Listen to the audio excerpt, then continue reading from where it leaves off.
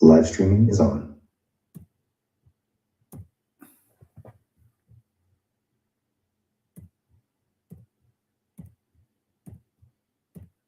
Yeah, I did not catch that.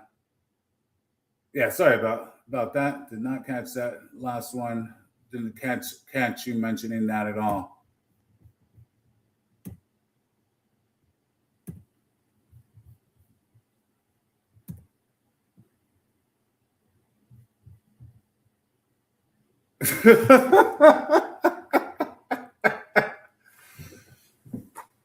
And I suppose I just have a naughty mind. Just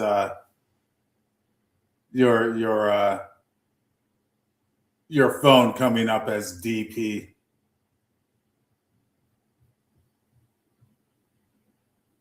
You still there? Can you still hear me? Thumbs up. I was muted. That's why you couldn't hear me. Okay, gotcha. Yeah, when it like disconnected the phone when it got back on Wi-Fi. It's not ideal, but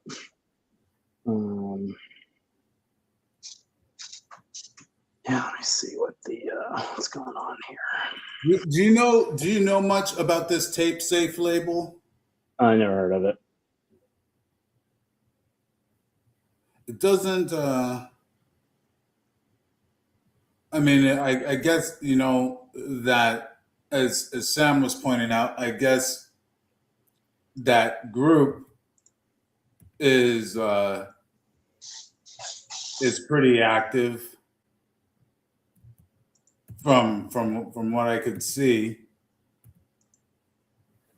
Yeah, what does that group have to do with that label? They're the ones that started it. No. But at the same time, I know their site as a domain. Well, they haven't released anything since 2018. In a while. Yeah, that's.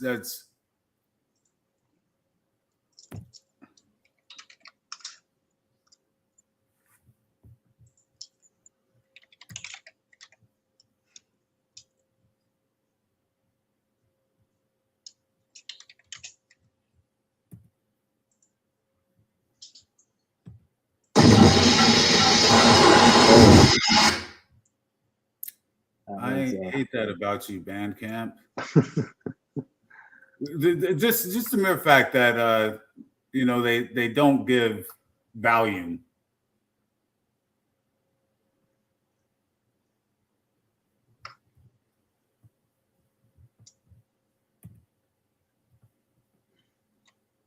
Yeah, I've posted in here in the past, but thankfully. So what's that guy's name? Amon something. Amon, AMON, TOBIN. That's first name Amon, and then last name Tobin. Yeah, like if you search that group for Amon, literally nothing shows up. So I don't think there's any connection. I think and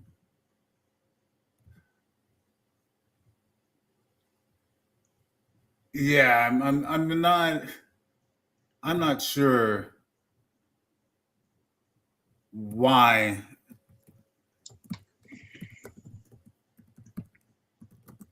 Mark, I mean, I definitely get that. It's like, yeah, he's doing something that is arguably he's trying to take things more music direct, so to speak. But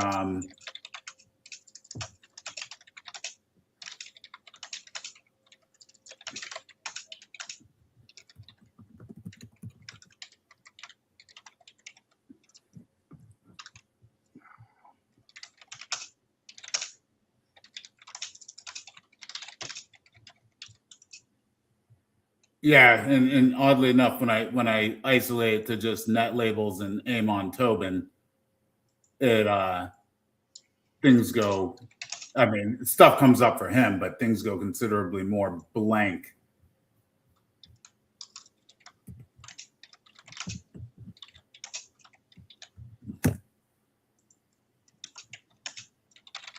No, and then once again, when I do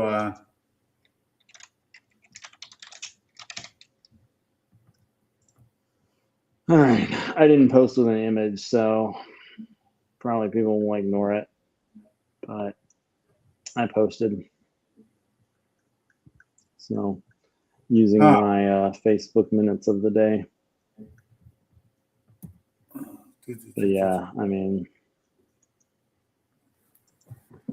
I'm kind of just wondering, how far ahead in time am I compared to you? What time is it there right now? 16:09. Okay, so I'm an hour ahead. Yeah.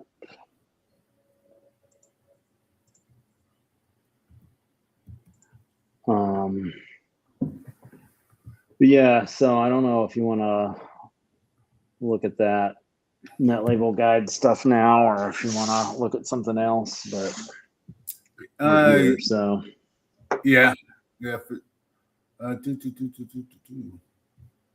Bring this. Why did this go away?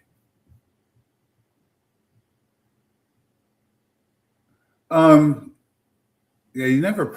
Can you post that net label guide stuff in the chat there? it's just netlabelguide.com. But yeah, I mean, I can post the GitHub.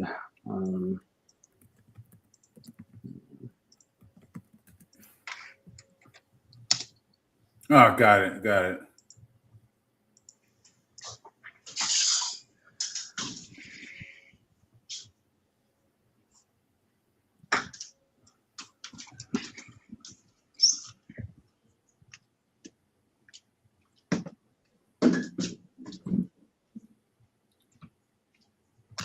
Sam had mentioned it earlier.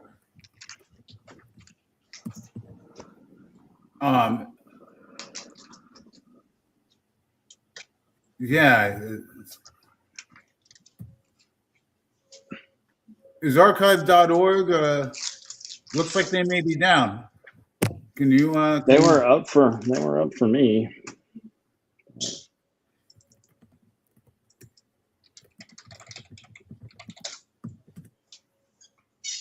Yeah, said that. I'm getting ping replies,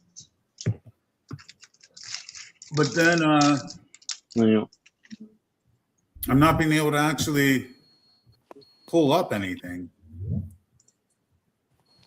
Yeah.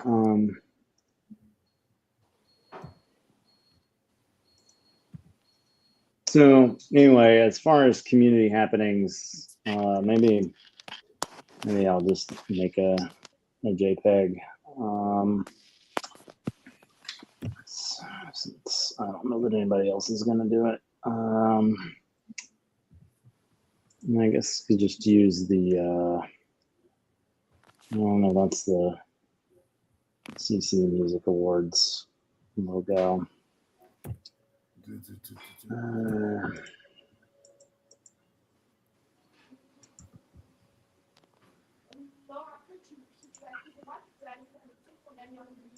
Well, I have like Acrobat or anything like that.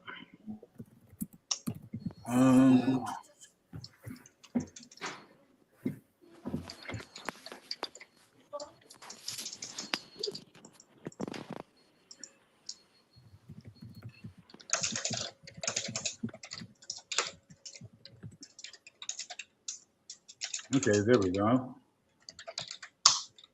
I guess I can share my screen here. Oh, yeah.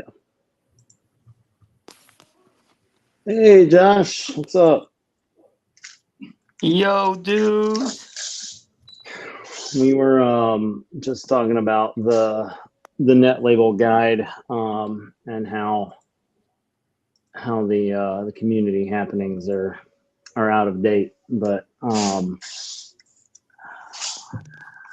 what have you missed? Oh my God, probably a lot of stuff. Well, yes and no. Hmm.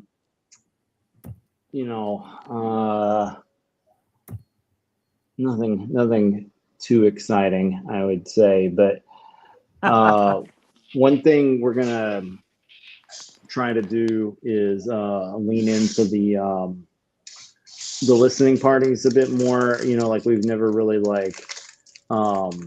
sent out like we've sent notices to people that are doing podcasts, but we've never done an audio promo or anything like that.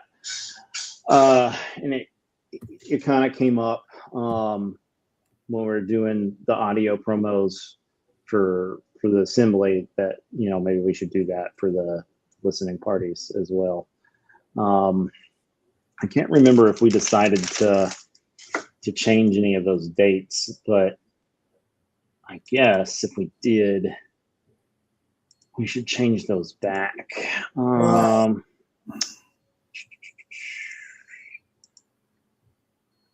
Ooh, we have one on Halloween. That's fun. There had been discussion about maybe changing things in December since it's the day after Christmas, but we might as well just leave it, I think. Yeah, because we're going to tell people, it's at a certain time every month. Then, unless we really just know we can't do it at that time, then we should probably just leave it. So, cool, man. Cool. I'll always join when I can. But obviously, busy life. Yeah. Crazy life. Well, what happened this morning when I was talking to PS, the guy in Portugal, he didn't even know about it. So I was like, well, if people don't know about it, then we probably got to do a little bit more promo for it. So yeah. Yeah.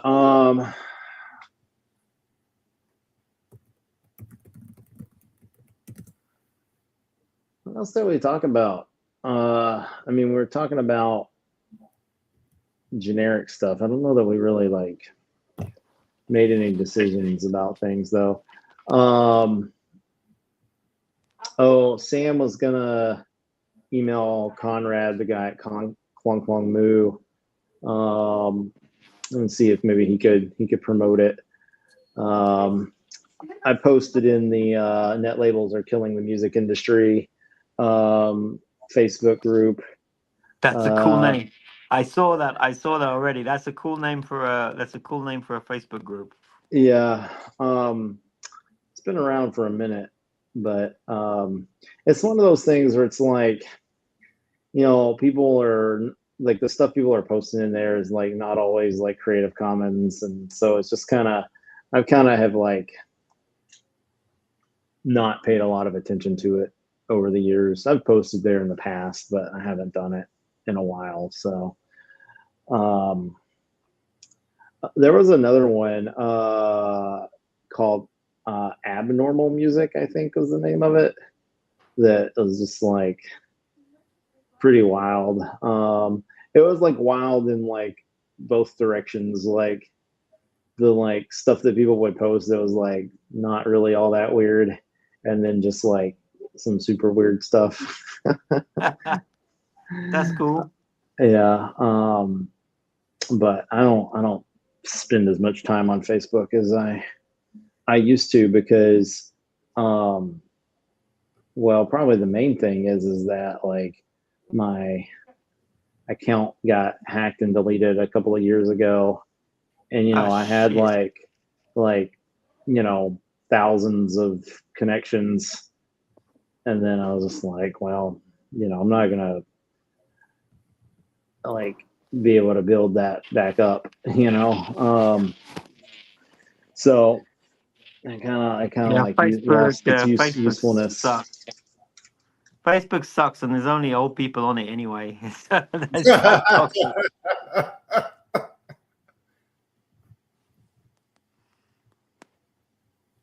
Hey, did you get to listen to my new record? I listened to some of it, and then I kind of forgot about it, to be honest, because I don't go to SoundCloud very often. I hate SoundCloud, but it's the only it's the only one that'll give me a private link.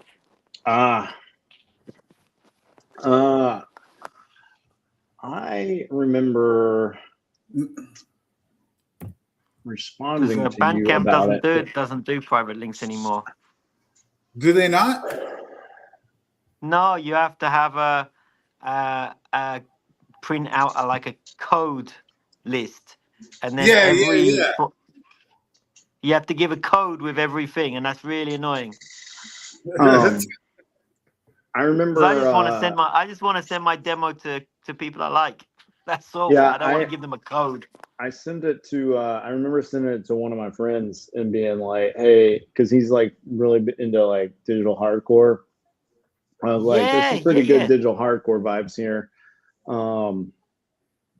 So, yeah. And then after I did that, I just moved on. Where did you send that to me? Email. Email. Okay. It's funny. I was just speaking of things digital hardcore. I was just recanting some years back that Alec Empire had ran into some stuff from me and a homie of mine,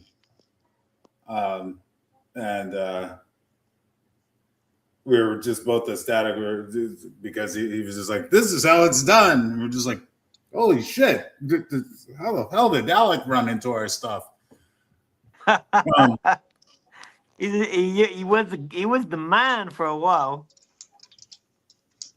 Yeah, it's him and Hannon and that whole gang. I'd love to check out whatever you have going. I just sent it on the comments. There we are. I sent it on the comments. I see it. Yeah. So I don't know. I kind of messed up with the track listing because the first song just sounds like a normal punk song until the middle of it, when it becomes crazy. So I don't think many record labels have got through the first song. I think I really fucked up my own career. But anyway, you could always change the track at least listing. one record label has said they want to release it, so it's okay. I'm not complaining. So at least one record label here in France is going to release it, so that's good. Excellent. Yeah. You're in France. Yeah, he's in Paris. Yeah. Sorry, Paris. Yeah. Well, I'm actually in Spain right now.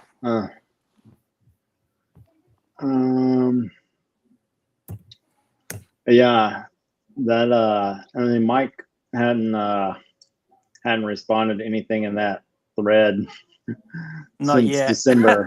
It's like that's probably because he got stuck on the first track as well. I messed it up. I should have put the third track at the beginning, and I just messed it up. I mean, he just got stuck on that first track. That's all. Rubbish. Could you not still do that? Yeah, I think I'm gonna change them around, change the order. But I love your title, Gwen Stefani owes me money. But yeah, it's true. It comes from a true story. Oh, really? Yeah.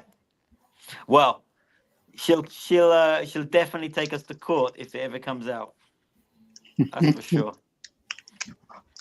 I heard she's like a Christian now or some shit like that. She's got. She's not gonna like those stories. Uh, yeah, it's she's a Christian, and isn't she married to that dude from Bush or something?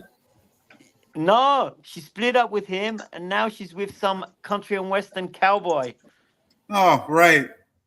I know. I can't believe that. It's crazy.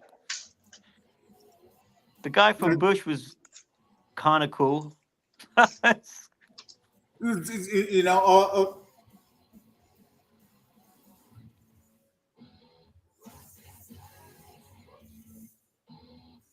Oh, what? You're listening to the first one? I Wait am. till wait for the disco breakdown.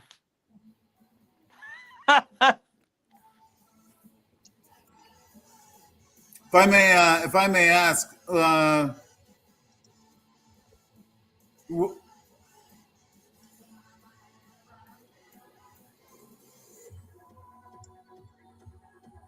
okay, yeah, that was surprising.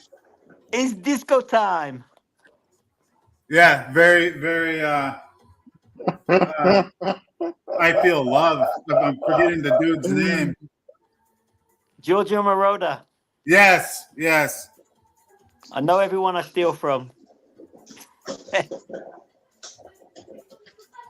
I was like, what did she do that's like so crazy that like Josh is like, now she's a Christian? Like what, like what is She's gonna take us to court for sure if that song ever comes out. but I'm this article, it says, in a new interview with the payment-based Catholic prayer app. Wait, hold on. What was that, dog? I post the quote in here.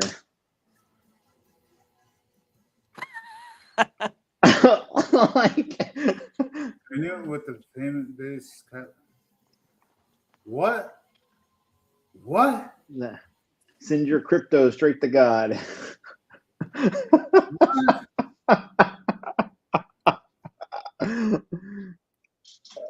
Oh man. I'm not sure I understand. Yeah, I mean, whatever. People want to send their money to, to the Hallow folks, then good for them. Yeah.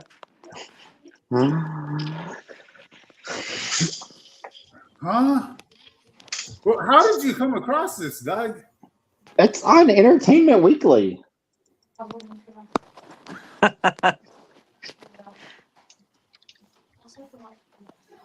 Well, the story of Gwen Stefani owes me money. Yeah. Is that she plays a festival and she borrowed money from the roadies to buy drugs and then never paid the roadies back. Oh, of course you didn't. Yeah, that's the story. But that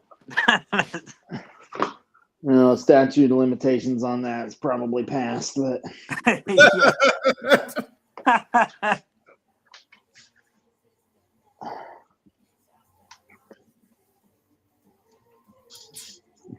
Wow, I gotta give it to you.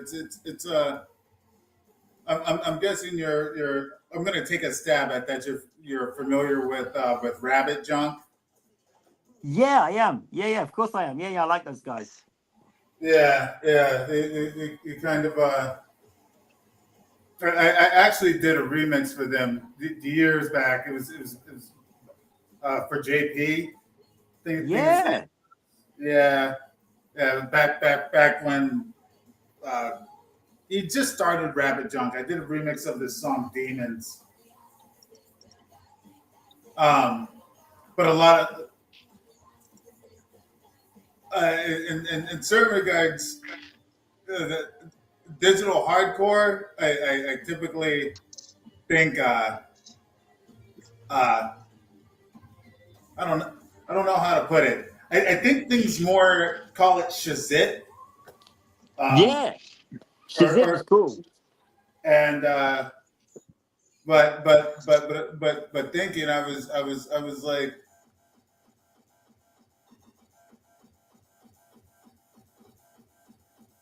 you you remind me of kind of like that of the more latter day rabbit junk sound.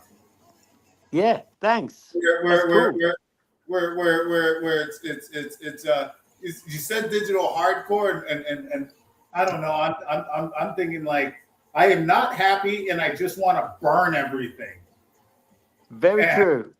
and but kind of like how JP took rabbit junk. I'm like I don't know, dude. The Shazette, I wasn't happy and I wanted to burn everything, and now I don't know what happened, dude. You're happy. I'm happy for you, but this is a lot happier sounding. It's but yeah, I kind of there's and I'm actually surprised you haven't gotten more of a response, because if there's one thing that with I'm not happy and I want to burn everything is well, it's not happy and it wants to burn everything. There's not much of a pop appeal, and I think kind of like with Rabbit Junk, there's a strong you got a strong like pop sensibility. Yeah, yeah, yeah. I when I'm working just for money, I write K-pop and J-pop songs for money, you know. And Really? I produce pop music when I need to pay the rent. Word. Well, I can definitely tell you have a knack for it, but it's I can but it's still it has that it's like I'm not a big fan of call it as far as I'm concerned, 90% of new school punk is pop punk. And I'm just like, no, I'm with the crass guys. I'm just angry and I want to burn everything. Yeah, So, yeah, yeah. Crass is the best. matter of fact, I was just kicking it with the subhumans. Wow, that's cool. They Yeah, are heroes. They are heroes. yeah, they were really cool guys, really nice guys. But but yeah, you make me so far. If I had to say, I'd be like, this is like pop punk. If I thought pop punk was cool, like They it's you have a some. It's very punky, but it's on that new school side of things. But you're goddamn, you do this well. so Thanks. I don't know what their demarcation lines are, What's that? but the Subhumans do have at least a couple of albums that are CC. They're So cool. Yeah, subhumans are really cool.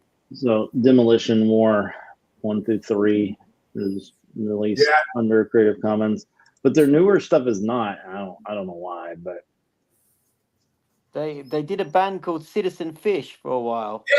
Of course. That was cool. That was well cool.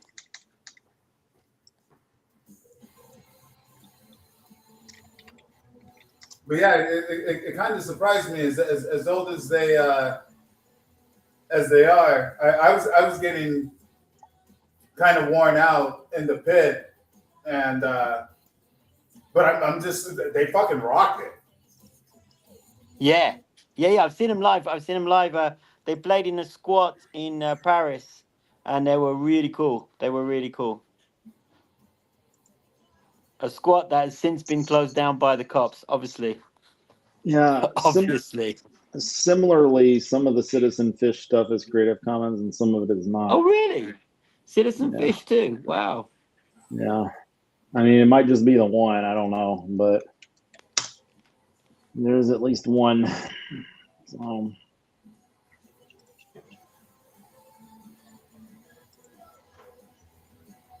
yeah.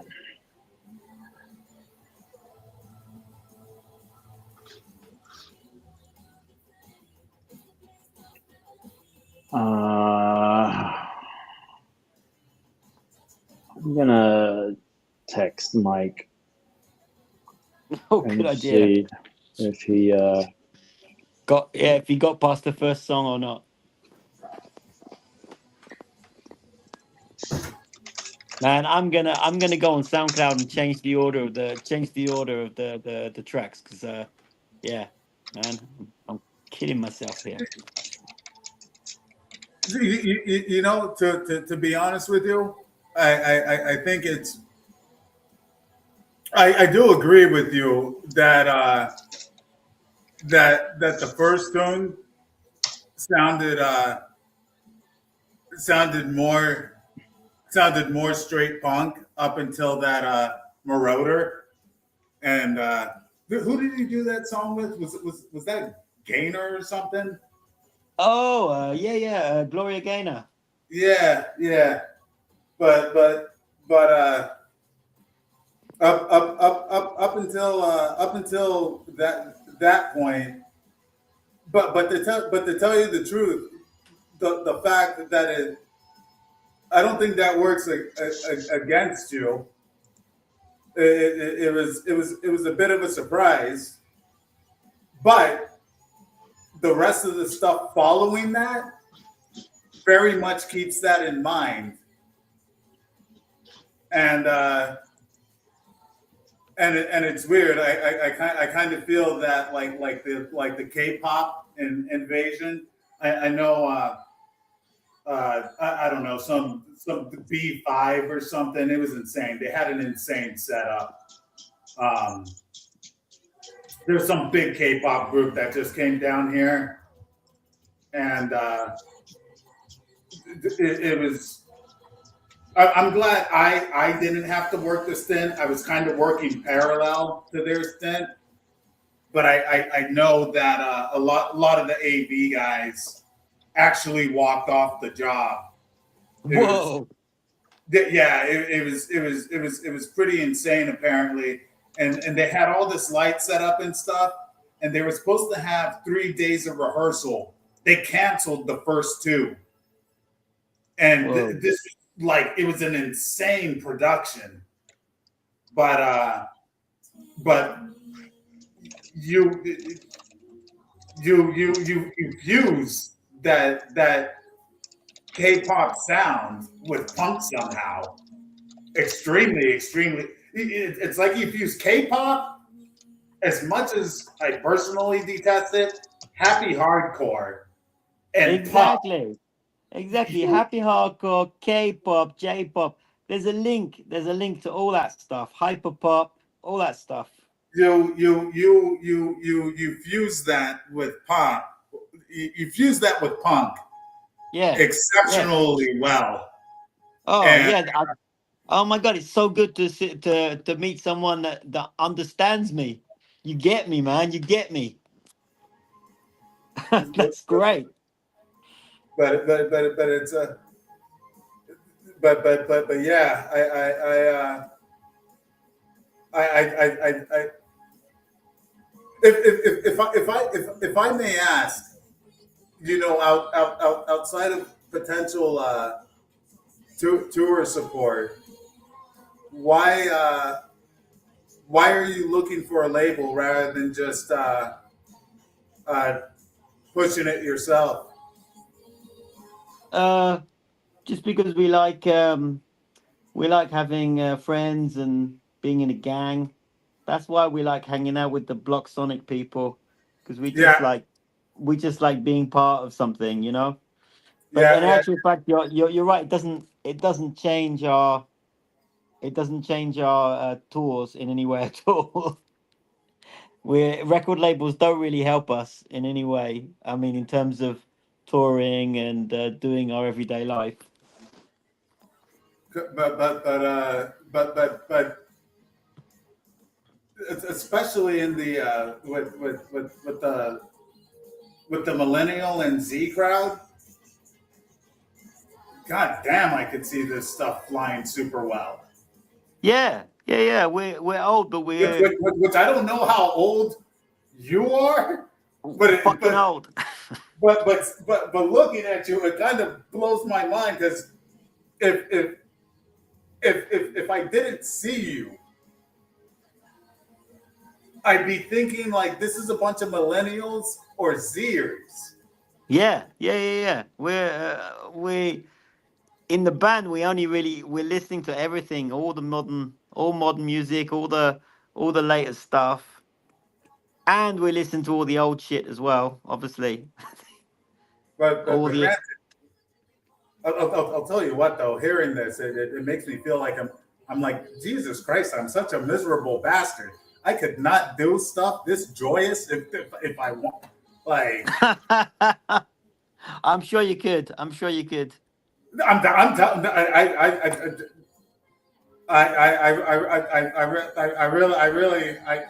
I couldn't do it. Um, but it's fucking really well done. Oh, thanks. Thanks.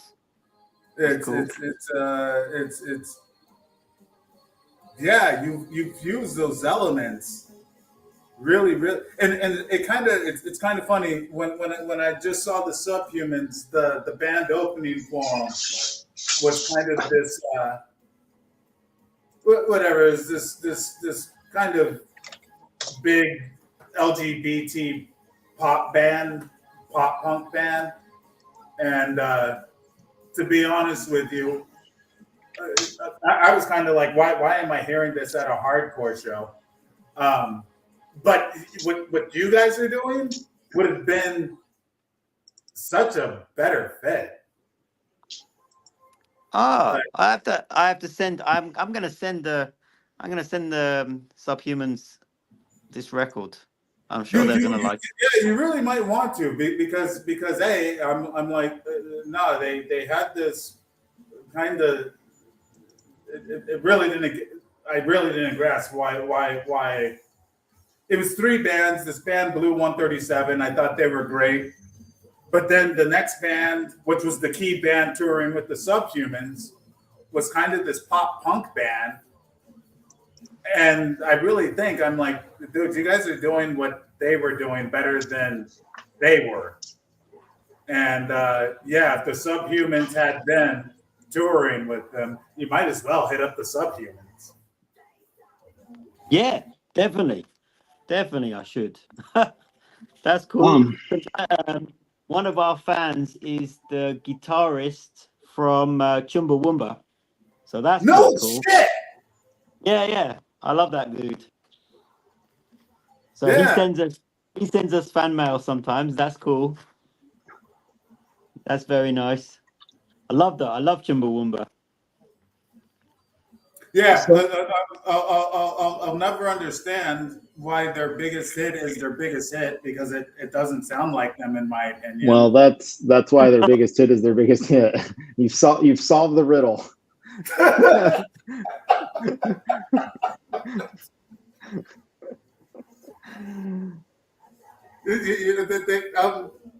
You know, Doug.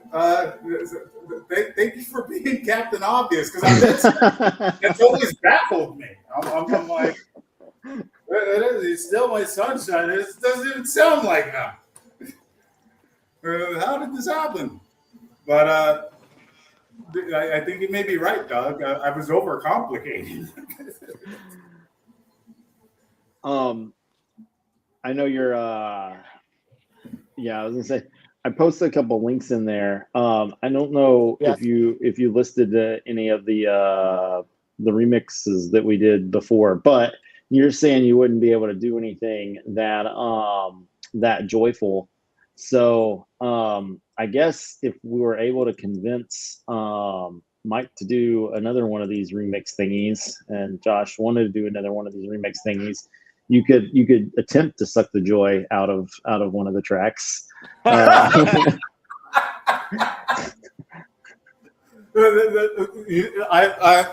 I'm down for that. All right. That's cool. That's cool. Yeah. Okay. That's it. I'm gonna send Mike an email. I'll send him an email and say, look, dude, get to skip the first song, get to the second song. You're gonna love it. No, I really think you should stop knocking that first song, dude. I really liked the first track. But yeah, I mean, I can see how like it might not be some people's cup of tea. But yeah, I mean, we just released some Puck Crew stuff, or there's some stuff they're on anyway. Oh yeah, so they were on like the Cheese and Pot C Netlabel Day. Donnie Ozone's Netlabel Day release, Cheese and Pot C were on that. But yeah, I mean, yeah, before that there was also a Puck release. So the way to get Mike's attention is to send something to Pot C. And okay. So the way we got to do, Al, you got to talk to Pot C about Josh's album, and then Pot C can talk to Mike about the album. So, Yeah. But yeah, like, because I I guess this is just instrumentals. So yeah, so Head Snack put out some instrumentals, but like 3 out of the last 4 releases have Cheese and Pot C on them. I wonder what like percentage of releases on the site overall have Cheese and Pot C on them, because I feel like those guys are on like everything. When's the last time you talked to those guys? Not that long ago, because I'm gonna be in Japan in January. Oh, no kidding. Yeah, I did a podcast with them, with those guys in Japan, and that was fun. And that was about 3 years ago. 3 years ago. So that was cool. yeah. So it doesn't look like that. The latest Cloud Warmer has any guest appearances on it, so they skipped that one. It's like I feel like I'm more likely to see an album where that they're on than one that they're not on.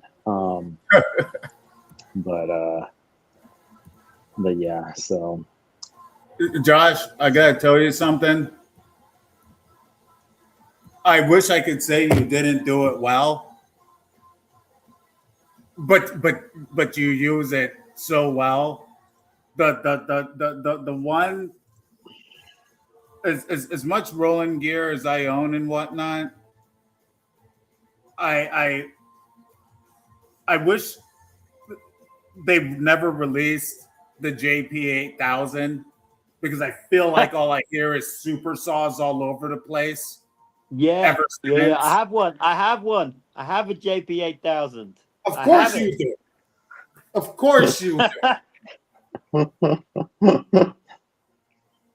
Yeah, I was gonna say, man, I'm like, oh man, I wanna be like, this isn't well done. I'm like, fuck these super saws, but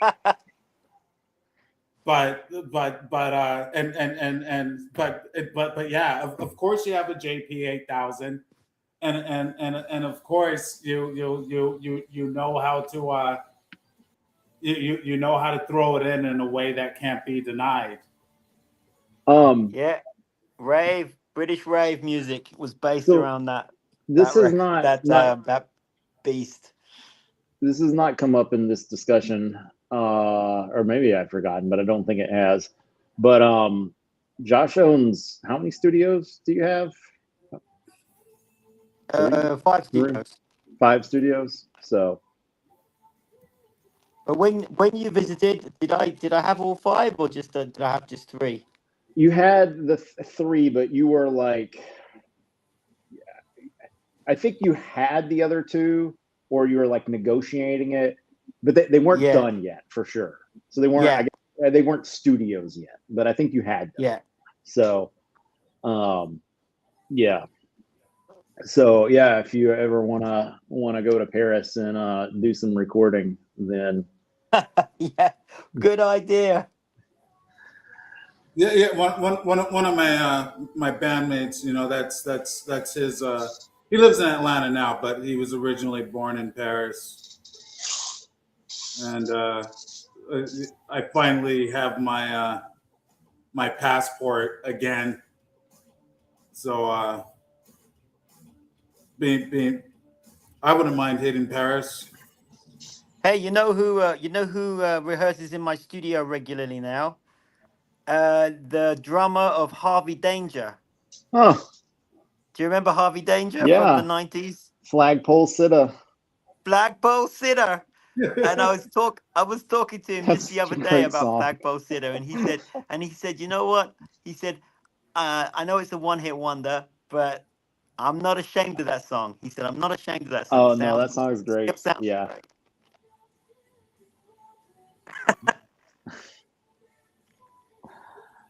I mean, So yeah, he's anytime you part of a reference group of Rage Against the Americans. Machine, I mean, like that's good stuff. So Yeah. And there's all these Americans that live in Paris now. It's crazy. Tons. Lots of Americans here. You know what? I don't know. It just made me think of this. Maybe just you bringing up Americans. Um, I'm kind of interested. It's hard for me to imagine that America isn't. What is the general view of America around Paris or France right now? You you really want to know? I really do. Like uh, it's pretty grim, man. Pretty grim. to be honest with you, and it's weird. Like right now, I am so close to Mar-a-Lago that I could walk, and I'm not a great swimmer, but I could walk to the end of the island I live on, jump in the ocean, and swim over to Mar-a-Lago. So I'm in the dead heart of Trumplandia right now. Fucking hell. And but it's hard for me to imagine that America isn't viewed as some completely insane, loaded up on guns joke right now. Oh, it's a pretty sad joke. That's it's the kind of joke that makes you want to cry.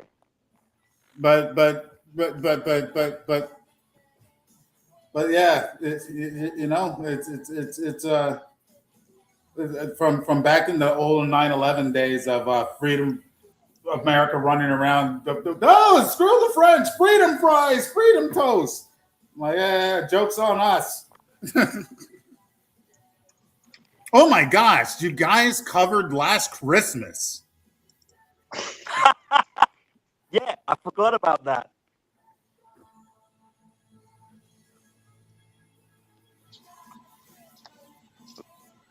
You did it pretty damn well too. Well, we had to do it because it's a classic song, but and we've never done a Christmas song.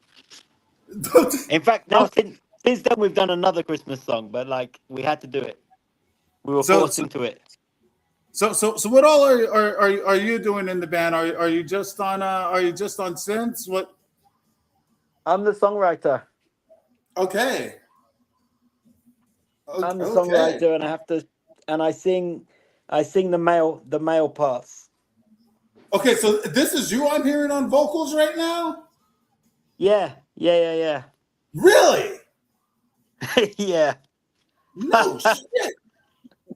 Yeah. It's crazy. Again, if I did not have a visual of you right now, it's so not what I would, so not what I would have imagined.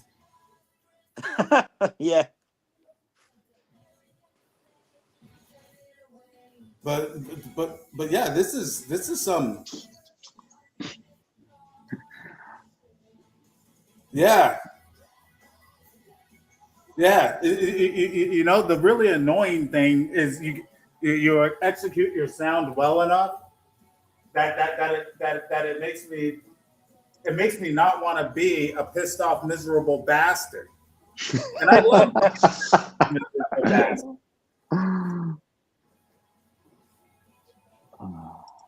It's I feel like generally that's you know, back here in the U.S. The literal mother of the American rave scene is in a band with me.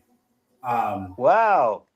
Yeah, this woman Heather Hart. She you know, my boy Frankie Bones. He brings the rave scene back here, and then alongside Frankie and his brother Adam, um, Heather opened up the first all techno record store in the U.S. There's this record store. Wow. Yeah, this record store called Sonic Groove. And then I don't know about in France, but there's this and the well, it's more so the post rave scene here in the U.S. This thing took off called Plur, peace, love, unity, respect, and it started off because her, Frankie, and Adam were all running around doing graffiti, and they were doing Plum, peace, love, unity movement. But then back in '89, when they had started up the first American raves, they were underneath the Brooklyn Bridge. They were the Brooklyn Storm raves, and a fight started to break out. And the way Frankie puts it is he's just like, you know, Al. Of course, he has this crazy New York accent, and he's like, Al.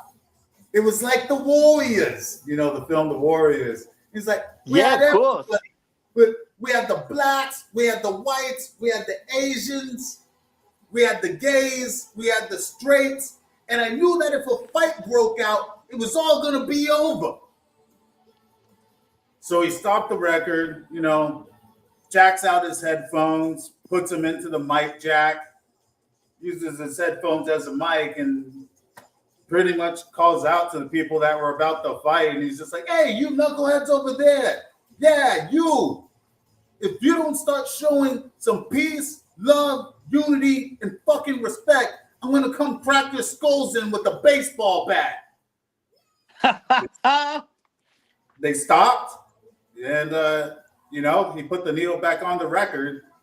And then due to Michael Alec and some other crazy cats, we get this whole Candy Kid movement, and everybody's running around shouting Plur and wearing all these Plur bracelets and whatnot, which I thought was funny because I'm like, wow, this is all candied out now, and I'm like, do they forget the part about the baseball bats and peace, love, unity, respect, or I'll crack your skull in with a baseball bat? Looks like the baseball bats got all left out. Wow. So is this Frankie Knuckles? Who we talking about? Frankie Bones. Frankie Bones. Oh my Yeah. God. Yeah. So you know, the rave scene, whatever. The UK was grabbing all these records from New York and Detroit and whatnot. Yeah. And so you know, they really wanted to. They wanted to get an American import, and so Frankie was the first American that gets dragged over, Wow.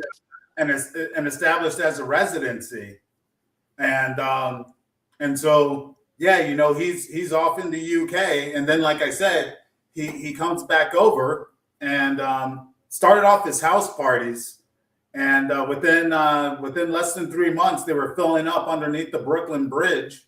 Wow. And the Brooklyn Storm raves were started, and America had a rave scene. Yeah, that's awesome. And then, like I said, and then they started up Sonic Groove, which was the first all techno record store. Wow.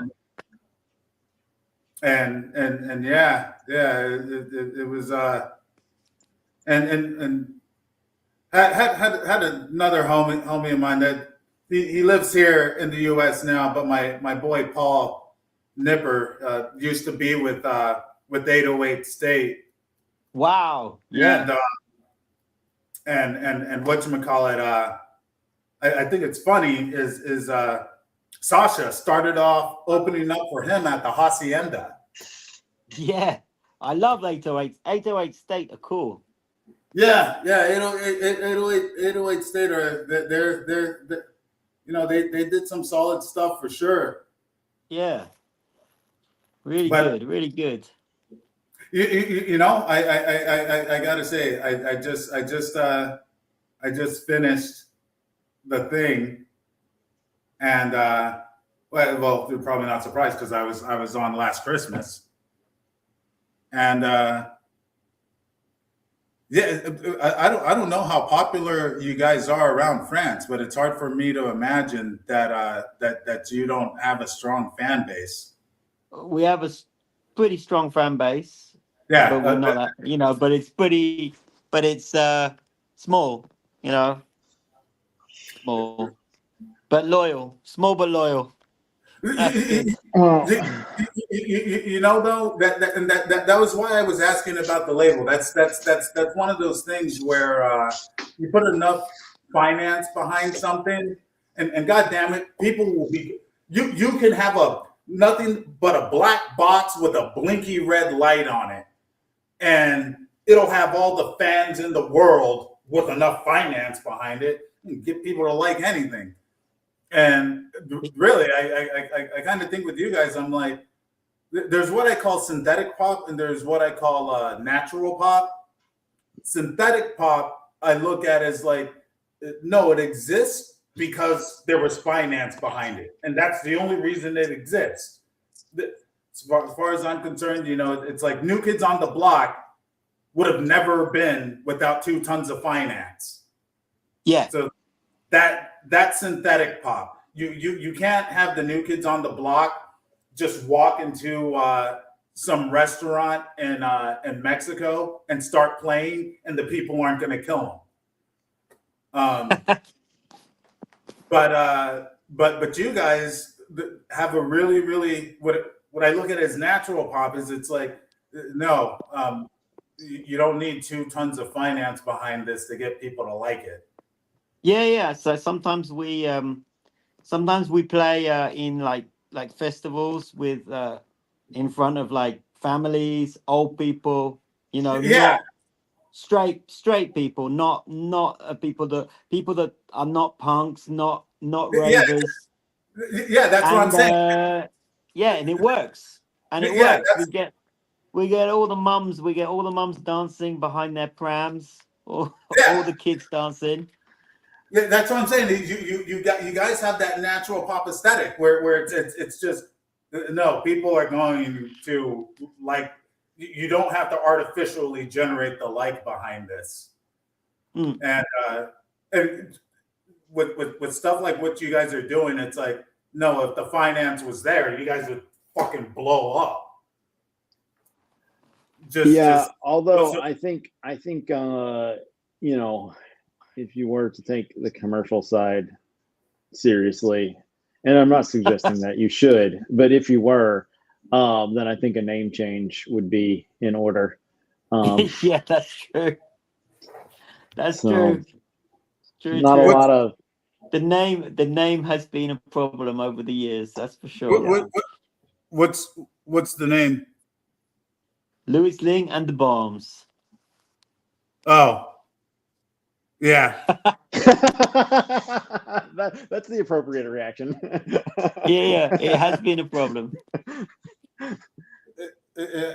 Explain how that name came about. Well, when we started, we were a garage punk band, and we released a record with Damage Goods Records in London. You got really robot-y over here. I don't know if you did for. Could you make all that out? Yeah, good. I'm glad that wasn't just me. Okay, yeah. Yeah, sorry. Yeah. So we were a garage punk band, and garage punk bands, it's always somebody, and the somethings. So we had to have a name like a garage punk name. Yeah, Well, and it's as far as anarchist punk bands go, it's a great name, but Yeah, it's yeah. the anarchist punk band in commercial music success. That's kind of the Venn diagrams. There's not a lot of them. Yeah, it's like it's Chumbawamba. That's it. Yeah, yeah.